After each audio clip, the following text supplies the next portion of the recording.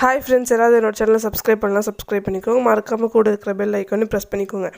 இன்றைக்கி ராஜராணி சீசன் 2 சின்ன ரிவ்யூ தான் பார்க்க போகிறோம். இன்றைக்கான எபிசோட் என்ன இருந்துச்சுன்னு பார்த்தீங்கன்னா, வெளியே சிவகாமியும் அவங்க புருஷனும் உட்காந்து பேசிகிட்டு இருக்காங்க. அந்த நேரம் பார்த்து சிவகாமியோட பக்கத்து வீட்டு ஃப்ரெண்டு வராங்க. ஒன்று சிவகாமியோட புருஷன் வந்து உன் கூட போகிறக்காத தங்கச்சி வந்துட்டா பாரு அப்படி சொல்கிறாங்க. உடனே அவங்க வந்ததும் சந்தியா வந்து குடம் தூக்கிட்டு போகிறாங்க. எங்கே போகிற சந்தியான்னு கேட்குறாங்க. தண்ணி எடுத்துகிட்டு வரதுக்கு. நீ எடுத்துகிட்டு வந்த தண்ணியை இன்னும் 3 நாளைக்கு வரும், தண்ணியெல்லாம் ஒன்று எடுத்துகிட்டு வர போவேணான்னு சொல்லிடுறாங்க. உடனே அவங்க வந்து ஊரெல்லாம் தெருவெல்லாம் உன்னோட மருமக பற்றி தான் ஒரே பேச்சாக இருக்குது. உன் மருமக ஒரு 50 குடம் தண்ணியாக தூக்கியிருப்பாளே, ஆனால் இதெல்லாம் ரொம்ப ஓவர் சிவகாமி. உங்கள் வீட்டில் இத்தனை பொம்பளைங்க இருக்காங்களே, ஒரு மருமகளே 50 குடம் தண்ணி தூக்கி வைக்கிறது இதெல்லாம் ரொம்ப ஓவர் சிவகாமி சொல்லிட்டு அவங்க வந்து சிவகாமி கிட்ட சொல்கிறாங்க. உடனே உங்கள் மருமகளுக்கு வீட்டு வேலை மட்டும் செய்ய தெரியுமா, சமையலாம் நல்லா செய்ய தெரியுமான்னு சொல்லி கேட்குறாங்க. என் மருமக எல்லாமே நல்லா சூப்பராக பண்ணுவா அப்படின்னு சொல்கிறாங்க.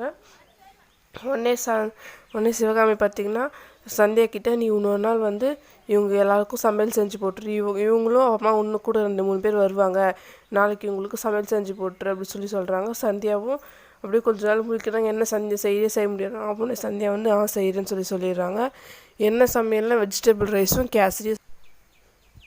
உடனே பார்த்திங்கன்னா சரவணன் வராங்க. சரவணன் வந்து ஏதோ புக் எடுக்கிறதுக்கு வந்து ரூமுக்கு வராங்க. அதனால் பார்த்திங்கன்னா சந்தியா உட்காந்து புலம்பிட்டுருக்காங்க. எனக்கு சமையல் தெரியாது, சமையல் தெரிஞ்சதுன்னா குக் வித் கோமாளிக்கு என்ன போயிருப்பேனே, எனக்கு தெரியாமல் இப்படியே பாடுபடுறேன்னே சொல்லி சந்தியா புலம்பிட்டுருக்காங்க. உடனே சரவணனும் சக்கரையும் வராங்க. சக்கரை பார்த்திங்கன்னா எனக்கு அதிர்ஷ்டம் வேணும்னு சொல்லிட்டு சந்தியா கிட்டே கேட்குறாங்க. சந்தியா நான் போய் எடுத்துகிட்டு வந்து தரேன்னு சொல்கிறாங்க. உடனே சரவணன் பார்த்திங்கன்னா சக்கரை கிட்டே இங்கே இருக்கிற புக்கெல்லாம் எடுத்துக்கோ, ஸ்வீட் மெடிக்கிறதுக்கு பேப்பர் வேணும் கேட்ட எல்லாம் புக்கெல்லாம் எடுத்துக்கோ அப்படி சொல்கிறாங்க. அங்கே பார்த்திங்கன்னா டேபிள் மேலே சந்தியாவோட சமையல் குறிப்பு புக்கு 1-2 இருந்துச்சு, அந்த நோட்டு. சக்கரை பார்த்திங்கன்னா அதுவும் எடுத்துகிட்டு போயிடுறாங்க. சரவணன் பார்த்திங்கன்னா அந்த நேரம் பார்த்து ஏதோ சரக்கு வாங்குறதுக்காக பணம்லாம் எடுத்துகிட்ருக்காங்க. அவங்க சக்கரை பார்த்திங்கன்னா சந்தியாவோட புக்கும் எடுத்துகிட்டு போயிடுறாங்க. எடுத்துகிட்டு போயிட்ட அப்புறமா சக்கரை பார்த்திங்கன்னா அதை வந்து சரவணன் கிட்டே கொடுத்துட்டு நான் வந்து அதிர்ஷ்டம் சாப்பிட வந்தது சொல்லிவிட்டு அதிர்ஷ்டம் சாப்பிட்றதுக்கு போகிறாங்க.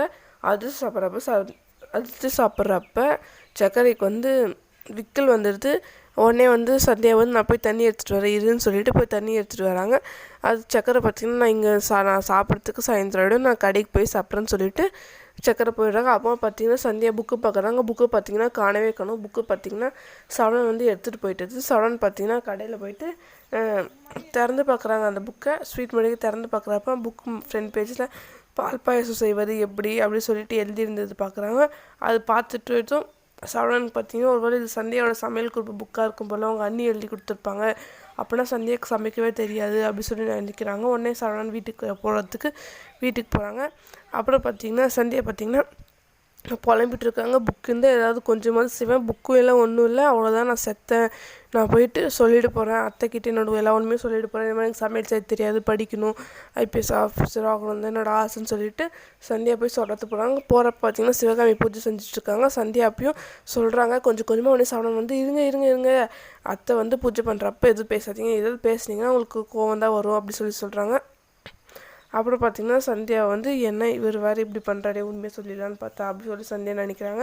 சரவணன் பார்த்திங்கன்னா சந்தியாவை கூட்டிகிட்டு போயிடுறாங்க. உடனே சரவணனோட அப்பா வந்துட்டு சிவகாமி கிட்டே நாளைக்கு எனக்கு ஒரு கடை வந்துச்சு தெரியுமா, அதில் நம்ம 2 பேரும் மேலேருந்து கீழே வந்தோம், பேராஷூட்டில் வந்தோம் அப்படி வந்து சொல்லிட்டு ஒரு ஜாலியாக பேசுகிறாங்க. உடனே சிவகாமி பார்த்திங்கன்னா அவங்க அப்பா கிட்டே சந்தியா வந்து என்கிட்ட பேசிகிட்டு இருந்தாலே பூஜை செய்கிறப்போ ஒரு வேளை நான் என்ன சாப்பாடு செய்யறது சொல்லி நான் சரவணன் கிட்டே சொல்லியிருந்தேன், அவன் சொல்லலையோ என்னமோ தெரியலையே அப்படி சொல்லிட்டு சரவணன் நினைக்கிறாங்க. அப்படி சொல்லிட்டு சரவணன் நினைக்கிறாங்க. அப்புறம் பார்த்திங்கன்னா சிவகாமி வந்து என்ன சாப்பாடு செய்ய சொல்கிறேன் அப்படி சொல்லிட்டு சிவகாமி கிட்ட வந்து சரவணனோட அப்பா கேட்டது இந்த மாதிரி வெஜிடபிள் ரைஸ் கேசரி செய்கிறோம். அப்படியா, ஜாலி, எனக்கு கேசரினா ரொம்ப பிடிக்கும், எனக்கு பிடிச்சது செய்ய சொல்லியிருக்கே அப்படி சொல்லிட்டு அவங்க 2 பேர் பேசிட்டு போயிடுறாங்க ஜாலியாக. அப்புறம் அர்ச்சனாவும் செந்திலும் வராங்க. கடையில் இன்றைக்கி நல்லா சேல்ஸ், நைட் டைம் ஆச்சு, கடையில் இன்றைக்கி நல்லா சேல்ஸ் ஆச்சு, செம்ம காசு வந்துச்சுல்ல, இன்னி எப்பயும் சேல்ஸ் ஆகுதோட 2 மடங்கு எக்ஸ்ட்ராவே இன்றைக்கி சேல்ஸ் ஆச்சு அப்படி சொல்லிட்டு அர்ச்சனாவும் செந்திலும் இருட்டில் பேசிகிட்ருக்காங்க. உடனே அவங்க யாருக்கும் தெரியாது, நம்ம போய் ரூமில் போய் படுத்துடலாம், அப்போ தான் அத்தை வந்து நம்மக்கிட்ட காசு வாங்க மாட்டாங்க, நாளைக்கு எடுத்துகிட்டு போய் இந்த காசு பேங்க்கில் போட்டுடலாம்னு சொல்லிட்டு பேசிகிட்ருக்காங்க. அவங்க ரூம்குள்ளே போகிறப்ப திடீர்னு லைட் சவுண்ட் வந்துச்சு. லைட்டெல்லாம் போட்டு சிவகாமி வந்துடுறாங்க. சிவகாமி வந்துட்டு இப்போ தான் வரீங்களா, இவ்வளோ லேட் ஆச்சுன்னு கேட்குறாங்க. உடனே அர்ச்சனா பார்த்தீங்கன்னா இல்லை ஒரு கஸ்டமர் போகிறப்ப வந்துட்டாங்களா, அதனால தான் இவ்வளோ லேட் ஆயிடுச்சோ அப்படின்னா கடையில் ரொம்ப நல்லா சேல்ஸு சொல்லி சிவகாமி கேட்குறாங்க. அதுக்கு அர்ச்சனா அப்படிலாம் ஒன்றும் இல்லை, கொஞ்சம் பரவாயில்ல அப்படி சொல்கிறாங்க. உடனே சிவகாமி நீ எப்போ தான் சேல்ஸ் ஆகிருக்குன்னு சொல்கிற அப்படி சொல்லிட்டு சொல்கிறாங்க. உடனே சிவகாமி வந்து எங்கே இந்த மாதத்துக்கான காசு அப்படி சொல்லி கேட்குறாங்க.